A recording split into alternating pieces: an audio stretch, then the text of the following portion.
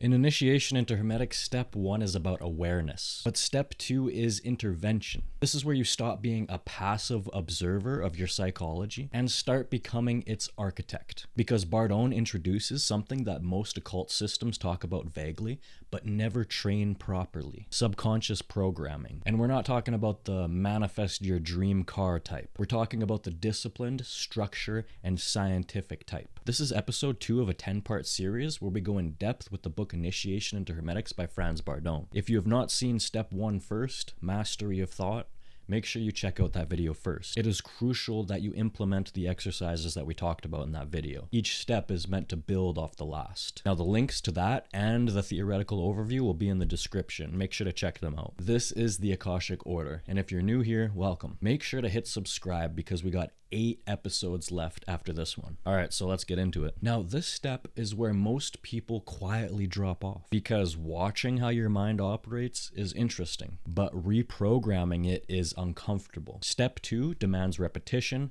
precision, and emotional discipline. It demands that you confront your dominant weaknesses and dismantle them completely. If you complete this step properly, 3 things will begin to change.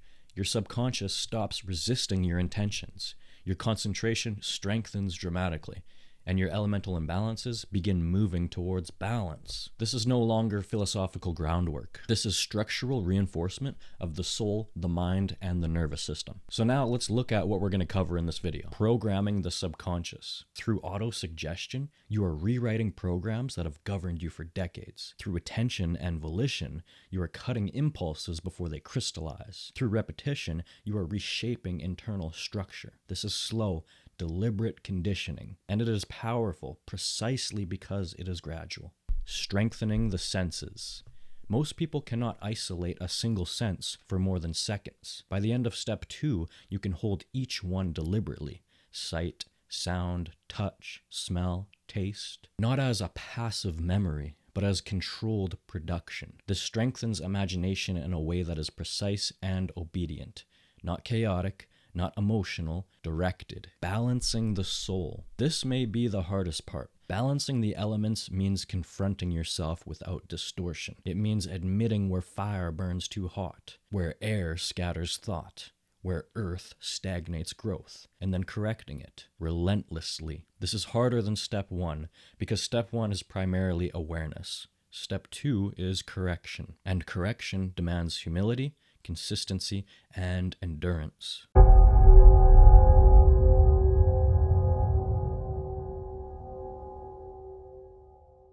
Before Bardon gives you a single new exercise in step 2, he stops and explains something critical. You are not a unified mind. You are a polarity. Bardon makes a very direct distinction between 2 centers of awareness within you. He says normal consciousness has its seat in the soul, but it's activated through the cerebrum, the front part of the brain. This is the part associated with thinking, reasoning, decision-making. It's the part that is watching this video right now. But Bardon says there is another pole: the subconscious mind, which he associates with the cerebellum, the back part of the head. Now, whether we interpret this anatomically or symbolically isn't the point. What matters is the function. And here's where it becomes uncomfortable. Bardon says the subconscious is not neutral. It is the opposite pole of consciousness. Whatever exists in your conscious sphere is reflected in the subconscious, but in a contrary way. Practically speaking, he tells you to consider the subconscious as your opponent. And that's a strong word, opponent.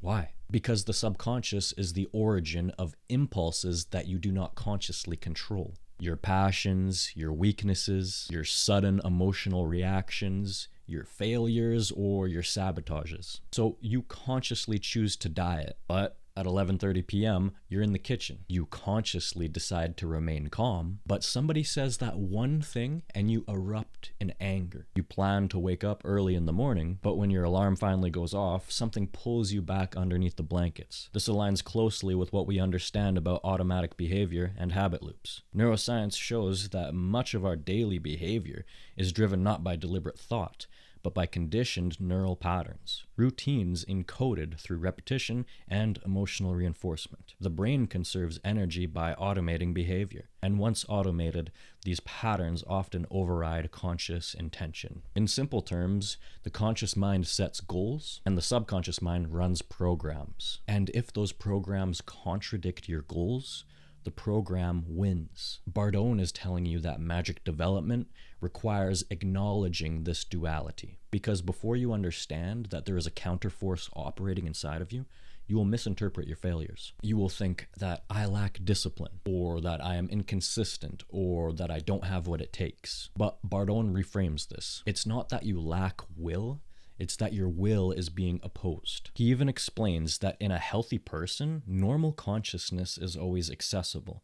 You can think, reason, decide at any time, but the subconscious operates beneath that, influencing without announcing itself. It does not argue with you logically. It pushes you emotionally. So this is why step 2 begins with understanding the structure, because if you attempt magical training without addressing the subconscious, you are building on unstable ground. Here's a simple analogy. Imagine you're driving a car, and your passenger has access to the pedals. That is the condition of the untrained mind. Your consciousness says forward, but your subconscious says brake. Or worse, when you want to stop, it accelerates. The subconscious is not evil, and it's not like an enemy in the moral sense, but it is antagonistic in polarity. And unless you learn how to work with it, your progress in concentration, willpower, or emotional balance will stall. This matters because every exercise moving forward assumes this one thing. You are capable of aligning these two poles. If your conscious desire and your subconscious pattern remain in opposition,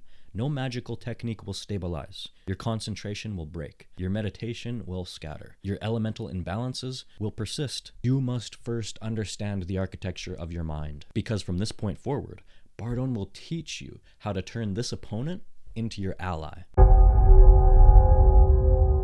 So now that Bardon has established that the subconscious and conscious mind are two opposing poles, he introduces something that is even more precise, something that most people overlook. In Initiation into Hermetics, Bardon explains that for anything to move from the causal world, the world of thought and intention, into material reality, it requires two conditions: time and space. This applies to everything that manifests physically, and your subconscious mind uses those two principles to either support you or sabotage you. So here's what this means practically. Let's say that you decide to quit smoking. You say, tomorrow I'm done smoking. I'm going to quit. Now that sounds strong. It sounds decisive. But Bardon says you made a critical mistake, because the moment you say tomorrow, you introduce time. And the moment you imagine yourself quitting in the future, you introduce space. It's a psychological distance between who you are and who you intend to become. And in that gap, the subconscious begins to go to work. When you say, I'll stop smoking tomorrow, your conscious mind feels that relief. It feels productive. But your subconscious mind hears something else entirely. It hears, not now. And that not now gives it room. Room to create craving. Room to create emotional triggers. Room to rationalize.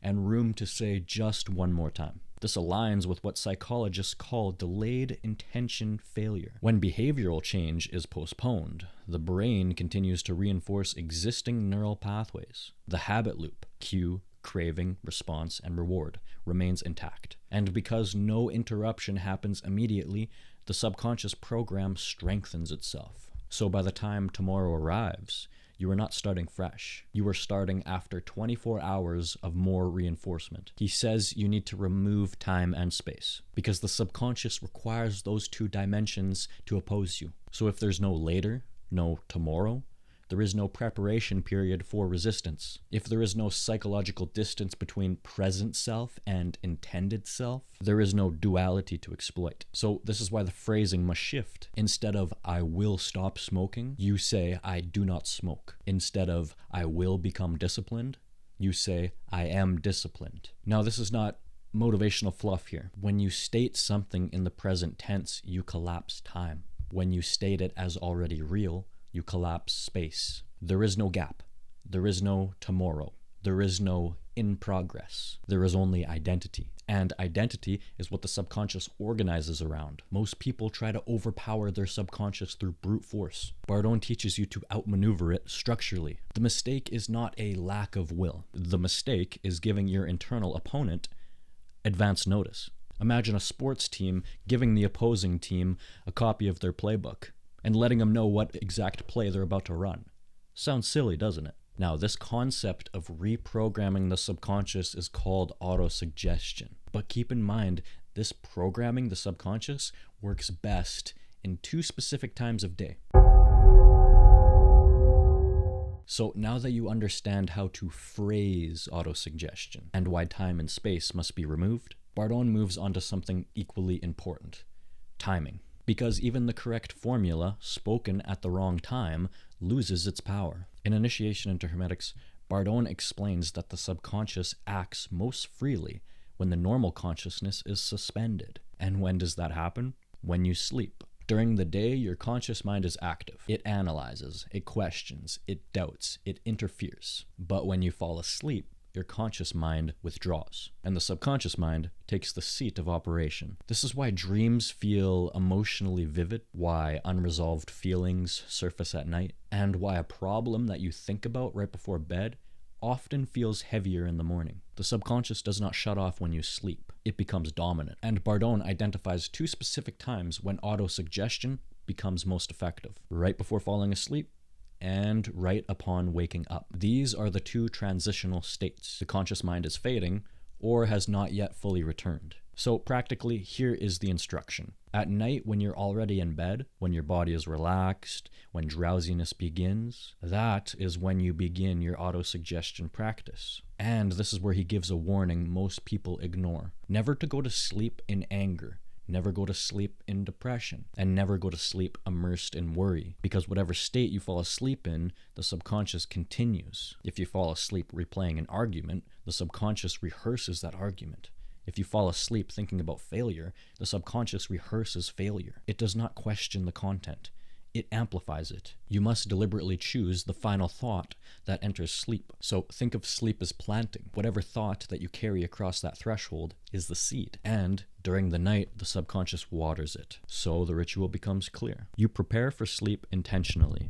You calm yourself. You settle the emotional field. And then you introduce the autosuggestion in present tense with the feeling that it is already real. You do not rush it. You do not treat it casually. You allow the desire to become the final imprint before unconsciousness takes over. And if you fall asleep repeating the formula, Bardon says the purpose is achieved, because the thought has crossed over intact. Then in the morning, before you fully rise, before checking your phone, before engaging with the world, you repeat the process. Your subconscious is still close to the surface, so you reinforce the same formula again. This creates continuity. Night plants the seed, morning waters it. If you awake during the night again, for any reason, Bardon suggests repeating the exercise again, because these in-between states are gateways, and most people waste them. Practitioners use them. So this is not casual affirmation practice. The goal is to speak to the subconscious when it is most receptive. Now, Bardon talks about something very practical. He takes all this theory about subconscious influence and turns it into a practical ritual. In Initiation into Hermetics, he instructs the student to make a small chain of 40 beads, and the object itself has no mystical power. It serves a functional purpose, and the purpose is precision. So here's why. When you repeat a formula mentally, your mind tends to drift. If you try to repeat repetitions in your head, part of your attention splits off into tracking numbers. That weakens concentration. So Bardon removes that variable. The beads count for you. You move 1 bead per repetition and nothing else. So no breaking focus. You just repeat, move 40 times. This does 2 things simultaneously. First, it guarantees consistency. You know, without guessing, that you have completed exactly 40 repetitions. Second, it anchors the mind to a rhythmic physical action, which stabilizes attention and reduces wandering. And here's another layer. The same string can also be used during concentration exercises to track disturbances. If your mind wanders, you move a bead. This gives you objective data about your focus. But in the autosuggestion ritual specifically, the beads serve to maintain continuity. And here's the critical component. You must imagine the desire as already fulfilled. If the phrase is, I am healthy, you do not imagine becoming healthy. You imagine yourself as healthy. You feel it as existing right now. The subconscious responds to identity, not aspiration. When you reach the 40th bead, you stop counting. If sleep comes during the repetition process, that is most ideal. Bardon even states that when you fall asleep while doing this process, you've achieved the purpose. If, however, you are still awake after you've repeated the 40 repetitions, you do not grab the beads again and continue the process. Instead, you gently contemplate the fulfilled state until you fall asleep. You carry that desire into sleep. Then, in the morning, before engaging with the world, you repeat the process again. Same thing, 40 repetitions, same formula, same wording. So now let's address the obvious question.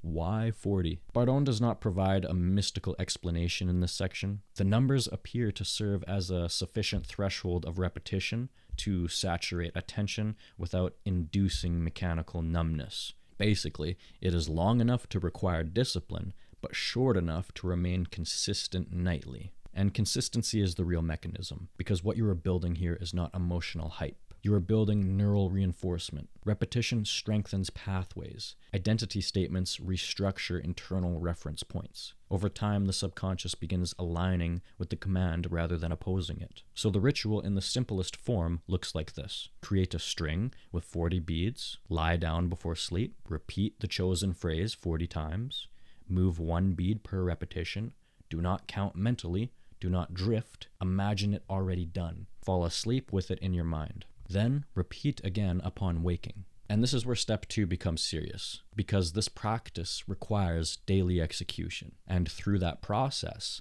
the subconscious, the internal opponent, begins to switch sides. At this point, a very important question arises. What exactly can you accomplish with autosuggestion? Because once people hear subconscious programming, their imagination runs wild. In Initiation into Hermetics, Bardon is very clear about this. He draws boundaries, and those boundaries are essential if you want real results and not just fantasy. Autosuggestion is powerful, but it operates within a specific domain. It governs mind, soul, and body. It does not override universal law. It does not manipulate random external events. So let's be precise. According to Bardon, autosuggestion can influence your character. If you are impatient, you can cultivate patience. If you are timid, you can cultivate courage. If you are scattered, you can cultivate steadiness. Why? Because character traits are internal patterns. They are repeated emotional and behavioral responses stored in the subconscious. Change the pattern, and the trait changes. It can also influence passions, your anger, jealousy, lust, or addictive tendencies. These are impulses arising from the subconscious sphere. If that sphere is reconditioned, the intensity and frequency of those impulses can be reduced or transmuted. And it can also influence health within reason. Bardon is not claiming miraculous defiance of biology, but the connection between psyche and body is undeniable. Modern psychology and psychosomatic medicine shows that chronic stress, emotional states, and belief patterns influence immune function, inflammation, and recovery speed. If you consistently implant I am healthy while reinforcing behaviors that align with health, you alter both mental and physiological patterns over time. You can also influence weaknesses, lack of confidence, procrastination, fear of confrontation, inconsistent discipline. These are not fixed identities. They are reinforced subconscious habits. Autosuggestion reshapes the internal narrative that sustains them. You can also influence aptitudes, your ability to focus, your memory, your composure under stress, and your resilience. If your subconscious begins to support these qualities instead of resisting them, performance changes. But here is where Bardon draws a firm line. Autosuggestion cannot influence things unrelated to your personal structure. So you cannot reprogram lottery numbers. You cannot force random chance to conform to your affirmation. You cannot declare, I win the jackpot, and expect statistical laws to bend to your will. And this is where many modern law of attraction interpretations fall apart. Because they aim outward, Bardon aims inward. The transformation is personal, structural, psychological, and elemental. And that transformation, indirectly, may alter your life circumstances. because you make different decisions, project different energy, and act differently in the world. But it is not a shortcut to bypass effort or universal order. So the realistic boundary is this: you can refine your character, you can regulate your passions, you can strengthen your will, you can improve your health and mental faculties. And this boundary is not limiting, it is empowering, because this step is not about controlling the world. It is about eliminating the internal resistance that stops you from controlling yourself. And once that resistance dissolves, the effects ripple outwards naturally.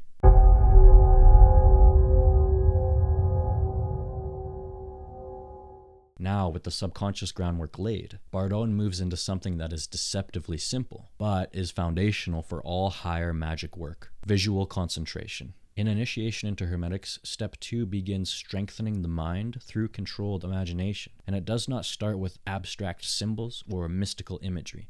He starts with ordinary objects: a knife, a fork, a pencil, a box of matches, because this exercise is not about fantasy, it is about control. Stage 1. Observation. Place a few simple objects in front of you. Sit comfortably, choose one. Let's say you choose a pencil. Now look at it carefully. Notice its exact length, its color, the texture of the wood, the shape of the tip, the reflection of light on its surface. Do not rush this. You are not glancing, you are studying. You are building a mental blueprint. Stage 2. Eyes closed, plastic reconstruction. Now close your eyes and rebuild the object in your mind. Not vaguely, not symbolically, plastically. And that word is important. Bardon uses plastic to mean three-dimensional, tangible, and almost touchable. So see the pencil exactly as it is. Exact color, exact proportions, exact detail. If it fades, bring it back. If it distorts, correct it. If it disappears, reconstruct it. In the beginning, you may only hold it for a few seconds. That is normal. Most people discover very quickly that their imagination is weak and unstable. That's the point of this exercise. You are not testing yourself. You are building capacity. At the beginning, Bardon advises limiting the exercise to about 10 minutes total practice time, and you may switch objects if you feel mental fatigue. Over time, you gradually increase the total training session to 20 minutes, then 30 minutes. But here is the measurable benchmark. The goal is to hold one object clearly in your imagination for 5 interrupted minutes, not drifting, not morphing into something else, and not dissolving into unrelated thoughts. It's 5 minutes of stable, continuous visualization. And this is where the bead strings return. Each time your mind wanders, move a bead. Each time the images disappear, move a bead. And each time any stray thoughts appear, move a bead. This gives you objective feedback. Instead of guessing how focused you were, you know exactly. Over time, the number of distractions decreases. And make sure you record all this in your magic journal. When you can maintain the object in your mind for 5 full minutes without moving a bead, you have completed the first phase. Stage 3. Eyes open. The object in space. Now the exercise escalates. You no longer close your eyes. You sit eyes open and imagine the object suspends before you, as if it were hanging in the air. Not flat, not transparent, but plastically present. It should appear so real that it looks like you could reach out and grab it. And here's the crucial instruction. Apart from the imagined object, nothing else in your surroundings should capture your attention. The room fades into irrelevance. You do not stare at the wall. You do not analyze the environment. Your entire visual field is dominated by the imagined object. This is significantly more difficult than the closed-eyes version, because now you are overriding external sensory input with internal imagery. And again, the goal remains the same: 5 minutes of stable, voluntary projection. When you reach this point, the exercise is considered complete. This is not about daydreaming. It is about strengthening the faculty that later allows symbol visualization, elemental work, astral construction, directed imagination and ritual. If the visual concentration is weak, every advanced exercise will collapse under instability. This is where imagination stops becoming a fantasy. It starts becoming an instrument.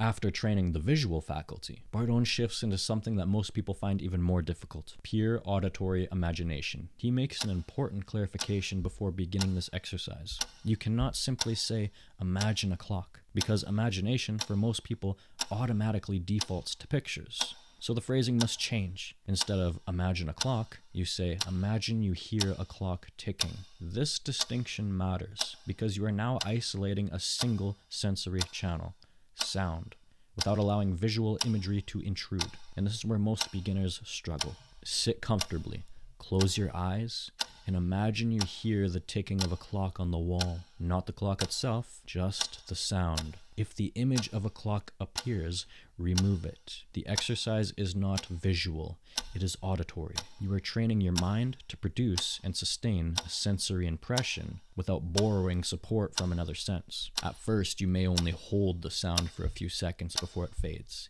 That is normal. Bring it back. Gradually, the sound becomes clearer, more distinct, less interrupted. Again, use your bead string. Every time the sound disappears or a stray thought intrudes, move one bead. The measurable goal remains consistent: 5 minutes of sustained auditory imagination. Once you can hold the ticking of a wall clock, move on to variations. Now imagine you hear a watch ticking. It's lighter, sharper. Then imagine the chiming of bells. But again, this is crucial. You must not imagine the image of the bell swinging. It is just the sound. Then move on. Imagine a gong being struck, or the hammering of a blacksmith, metal on metal, or the soft rustling of the wind. Then gradually increase it. The wind becomes stronger. It becomes a gust, and then a howling storm. Hear that intensity shift, without imagining trees bending or clouds moving. Then move on to instruments. Imagine you hear a violin playing a sustained note, a piano key being struck. This is where the auditory exercises differ fundamentally from the visual ones. With visual concentration, you are stabilizing form. With auditory concentration, you are stabilizing vibration. And by isolating one sense at a time, you strengthen mental precision. Most people's senses are entangled. When they think of a violin, they see it. When they think of a bell, they see it. When they think of wind, they see trees. Bardon is untangling that fusion. Because in advanced magic work, the ability to isolate sensory imagination becomes crucial. If every sound you imagine automatically triggers visual overlays, your concentration fractures. This exercise forces discipline. You are not allowed to compensate. You are not allowed to mix senses. You must remain strictly within the auditory field. And from there, we begin training all the other senses. We begin training internal senses. We begin training hunger. We begin training the sense of heat, the sense of cold. When we can train things like hunger, cold, warmth, we move on to things like scent and taste. You are training individually the 5 senses. So start with vision, move on to sound, then onto senses, things like hunger, the feeling of cold, the feeling of heat, the feeling of being tired, the feeling of being energized. Then move on to taste. Can you hold that specific taste without any other senses for 5 uninterrupted minutes? Then move on to scent. Can you hold a single scent? Imagine a cinnamon bun coming freshly out of a bakery. But again, don't imagine the bakery. Then can you move on to unpleasant scents? Maybe rotting meat. One that I like to do personally is when I used to work in the oil field, H2S had a distinct smell, a smell of rotten eggs. So I would imagine that smell during these practices. Again, we're training all 5 senses. Move from one to the next, to the next, to the next. Don't try it all at once. Master one, then move on to the next. At this point, many students begin to question the necessity of such detail. Why train smell? Why train taste? Because most systems train 1 or 2 senses at most. Visualization, maybe sound. Rarely do they train all 5. But in Initiation to Hermetics, Bardon insists on total development. A magician with one strong sense is unbalanced. Strong visualization, but weak sensory control creates instability. Strong feeling, but weak mental imagery creates distortion. Bardon wants total control, because each sense represents a channel of perception, and each channel must obey the will. This training strengthens willpower in a measurable way. You are no longer reacting to sensation. You are producing it, holding it, dismissing it, commanding it. And this step cannot be omitted, because without full sensory discipline, higher practices collapse under instability. 5 minutes of uninterrupted control across all 5 senses is not trivial. It is foundational. And only when all 5 are equally trained does the structure of initiation remain balanced.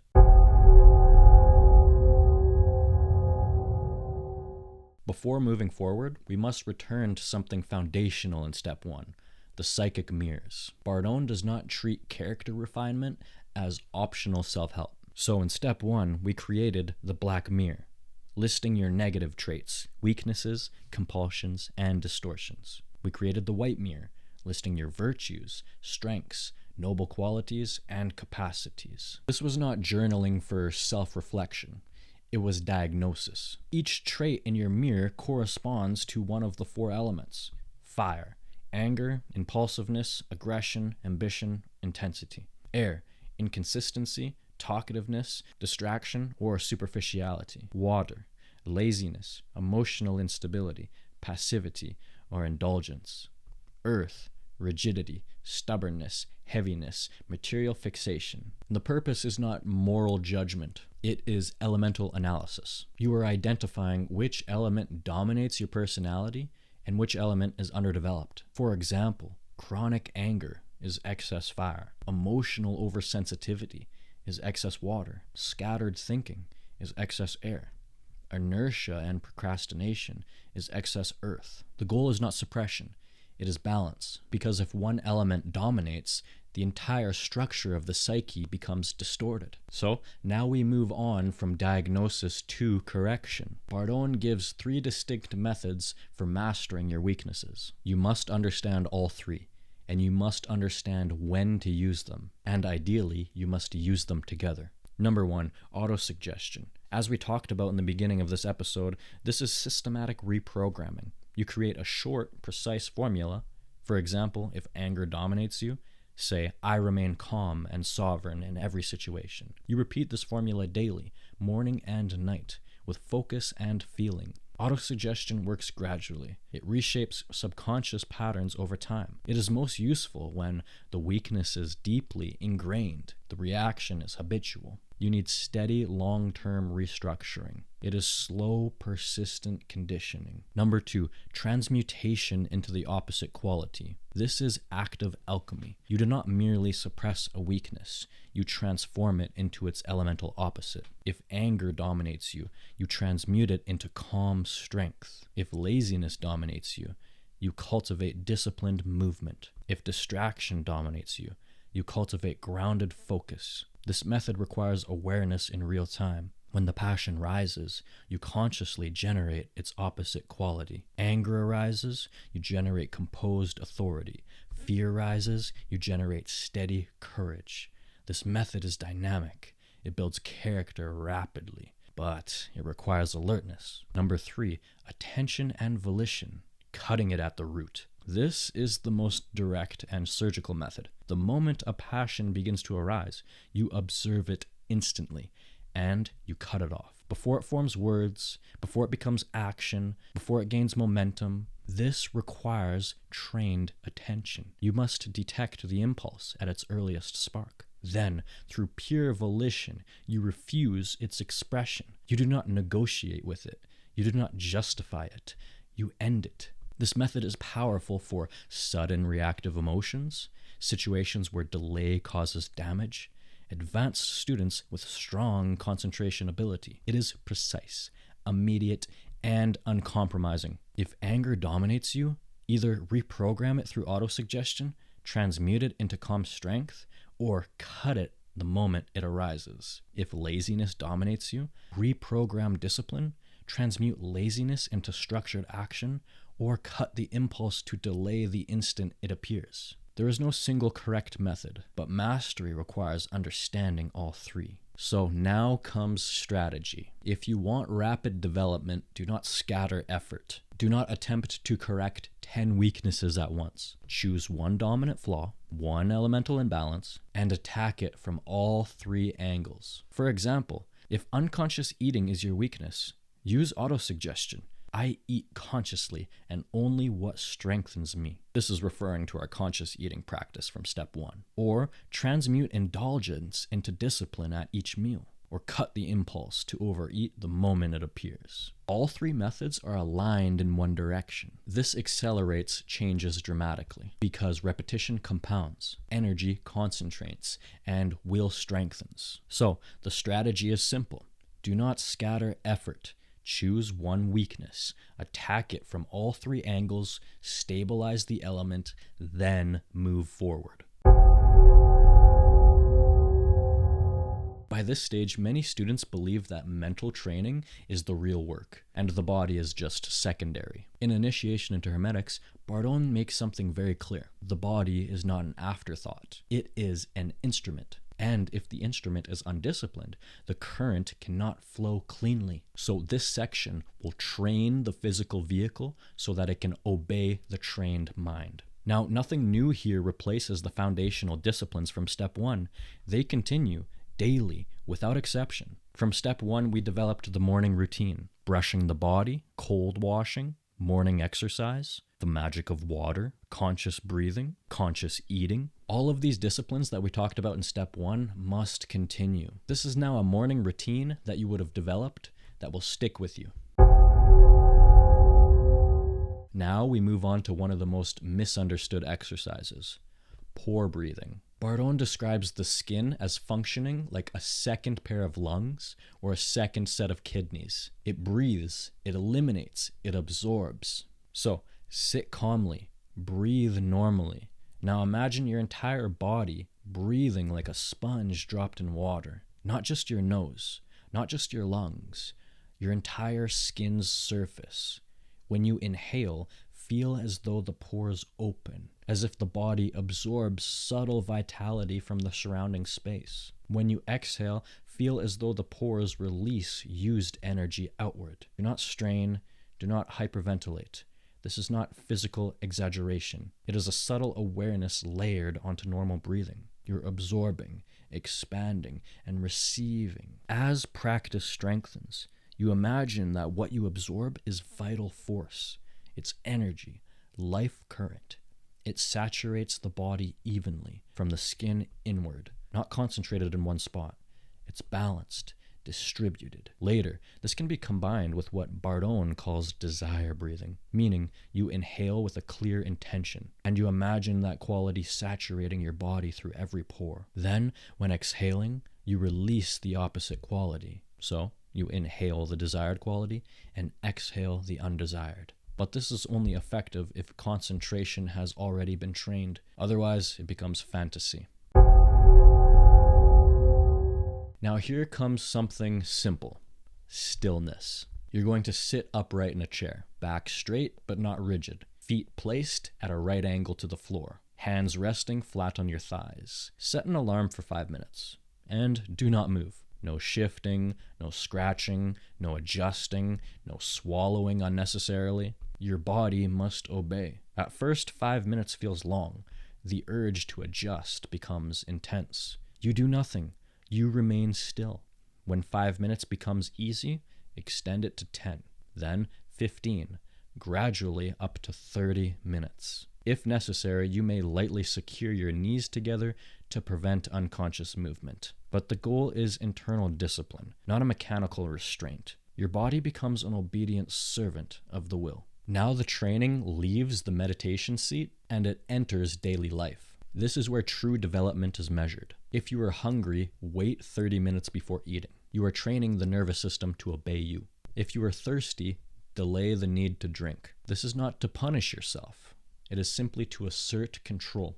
And if you notice that you are naturally fast in movement, deliberately slow yourself down. If you are naturally slow, deliberately act faster. You are overriding your automatic tendencies. And if you are tired, try to accomplish one more task before going to sleep.